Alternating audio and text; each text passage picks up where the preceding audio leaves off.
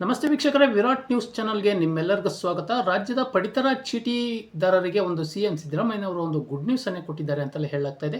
ಹಾಗಾದರೆ ಸಿಎಂ ಸಿದ್ದರಾಮಯ್ಯನವರು ಏನು ಹೇಳಿದ್ದಾರೆ ಅಂತಂದು ನಾವು ನೋಡ್ಕೊಂಬರೋಣ ವೀಕ್ಷಕರೇ. ಅದಕ್ಕೂ ಮುಂಚೆ ನಮ್ಮ ಚಾನಲ್ನ ನೀವು ಸಬ್ಸ್ಕ್ರೈಬ್ ಮಾಡಿಲ್ಲ ಅಂದರೆ ದಯವಿಟ್ಟು ಸಬ್ಸ್ಕ್ರೈಬ್ ಮಾಡ್ಕೊಳ್ಳಿ ಮತ್ತು ಬೆಲ್ ಬಟನ್ ಮೇಲೆ ಕ್ಲಿಕ್ ಮಾಡಿ.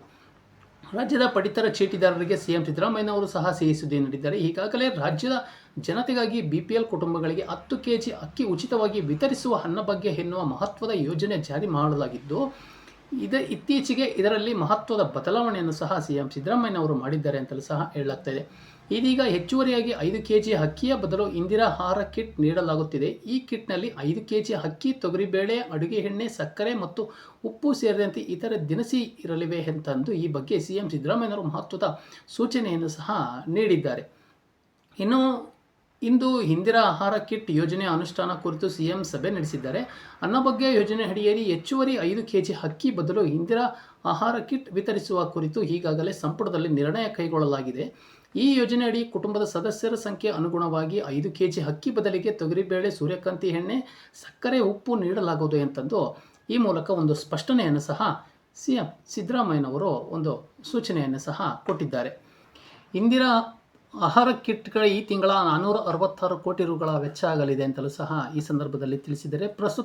ಪ್ರತಿ ತಿಂಗಳು 1,25,8,262 ಇಂದಿರಾ ಆಹಾರ ಕಿಟ್ಗಳನ್ನು ಸಹ ಅಗತ್ಯವಿದೆ. ಇದಕ್ಕಾಗಿ ಪ್ರತಿ ತಿಂಗಳು 466 ಕೋಟಿ ರೂಪಾಯಿಗಳು ಸಹ ಒಂದು ವೆಚ್ಚವಾಗಲಿದೆ. ಈ ಯೋಜನೆಯಡಿ ಪ್ರತಿ ತಿಂಗಳು ಒಟ್ಟು 18,628 ಮೆಟ್ರಿಕ್ ಟನ್ ತೊಗರಿಬೇಳೆ ಮತ್ತು ತಲಾ 12,419 ಮೆಟ್ರಿಕ್ ಟನ್ ಸೂರ್ಯಕಾಂತಿ ಎಣ್ಣೆ, ಸಕ್ಕರೆ ಮತ್ತು ಉಪ್ಪು ಅಗತ್ಯವಿದೆ ಎಂತಂದು ಅಂದಾಜಿಸಲಾಗಿದೆ.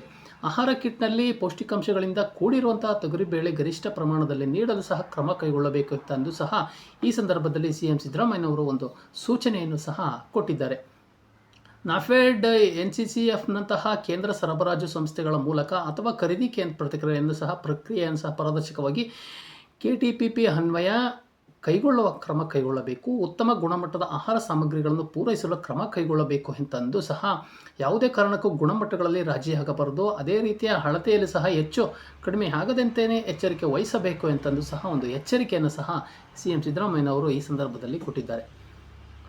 ಇನ್ನು ನ್ಯಾಯಬೆಲೆ ಅಂಗಡಿಗಳಲ್ಲಿ QR ಕೋಡ್ ಅವಶ್ಯಕತೆ ಇದೆಯಾ ಅಂತಂದು ಸಹ ಇಲ್ಲಿ ನೋಡಬೇಕಾಗಿದೆ. ಪಡಿತರದಲ್ಲಿ ಅತ್ಯುತ್ತಮವಾಗಿ ಗುಣಮಟ್ಟ ಕಾಯ್ದುಕೊಳ್ಳಬೇಕು. ಯಾವುದೇ ರೀತಿಯ ದೂರಿಗೆ ಅವಕಾಶವಾಗದಂತೆ ಪಾರದರ್ಶಕವಾಗಿ ಯೋಜನೆಯಡಿ ಅನುಷ್ಠಾನಗೊಳಿಸಲು ಕ್ರಮ ಕೈಗೊಳ್ಳಬೇಕು.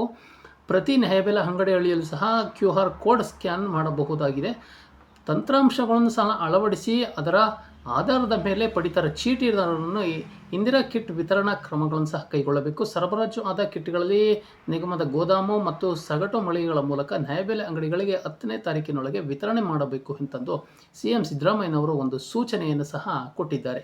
ಹಾಗಾಗಿ ಮುಂದಿನ ದಿನಗಳಲ್ಲಿ ರಾಜ್ಯ ಸರ್ಕಾರದ ಏನೋ ಒಂದು ಇಂದಿರಾ ಕಿಟ್ ಅನ್ನೋ ಮಹತ್ವಾಕಾಂಕ್ಷಿ ಯೋಜನೆಯ ಒಂದು ಅನುಷ್ಠಾನ ಎಷ್ಟರ ಮಟ್ಟಿಗೆ ಯಶಸ್ವಿಯಾಗುತ್ತೆ ಅನ್ನೋದು ನಾವೆಲ್ಲರೂ ಕಾದು ನೋಡಬೇಕಾಗಿದೆ. ವೀಕ್ಷಕರೇ, ನಮ್ಮ ಮಾಹಿತಿ ಇಷ್ಟ ಆಗಿದ್ದರೆ ದಯವಿಟ್ಟು ನನ್ನ ಚಾನಲ್ನ ಸಬ್ಸ್ಕ್ರೈಬ್ ಮಾಡಿ ಮತ್ತು ಬೆಲ್ ಬಟನ್ ಮೇಲೆ ಕ್ಲಿಕ್ ಮಾಡಿ. ಧನ್ಯವಾದಗಳು.